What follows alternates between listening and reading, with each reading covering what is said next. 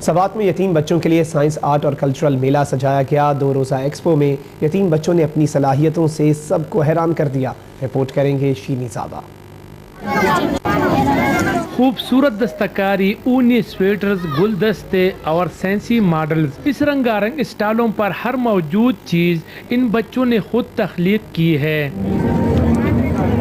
ہم نے جو اسٹال لگایا ہے وہ اسپیشلی بایو اسٹال ہے اور ہم نے مختلف ماڈلز جو ہے وہ ریپرزینٹ کیا ہے یہاں پر، جس طرح کہ آپ نے بہت کچھ دیکھا۔ یہاں پر ایک ماڈل جو ہے نا ہم نے ڈی این اے کا پیش کیا ہے۔ ہیپینس ایک ایسی چیز ہے جو ہماری دل میں ہو اور ہمیں اس کو خود ہی باہر لانا پڑے گا اور لوگوں کو دکھانا پڑے گا کہ ہمیں بھی خوشی کا حق ہے۔ نمائش کو دیکھنے کے لیے بڑی تعداد میں ملکی اور غیر ملکی مہمان بھی شریک ہوئے۔ بچوں نے ٹیبلو، ملے نغمے اور پی ٹی شو پیش کی۔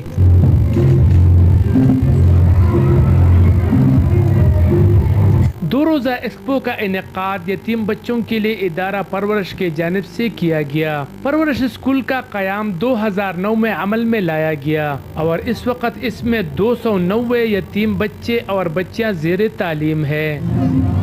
پرورش اور باقی ساری جو ٹیم ہے اس کا بہت، میں کہوں گا بہت کمال کا انہوں نے کام کیا ہے کہ انہوں نے ان کو ریکور کیا اور اتنا اچھا ٹرین کر لیا ہے کہ آپ مین سٹریم کے اندر یہ آ چکے ہیں۔ بچوں کی تخلیق کردہ اسٹالوں پر موجود ماڈلز کو حاضرین نے خوب سراہا۔ بہتر کارکردگی کا مظاہرہ کرنے والوں میں انعامات بھی تقسیم کیے گئے۔ سائنس کی اس نمائش میں بچوں نے اپنے فن کا شاندار مظاہرہ کر کے یہ ثابت کر دیا ہے کہ ذرا نم ہو تو یہ مٹی بڑی زرخیز ہے ساقی۔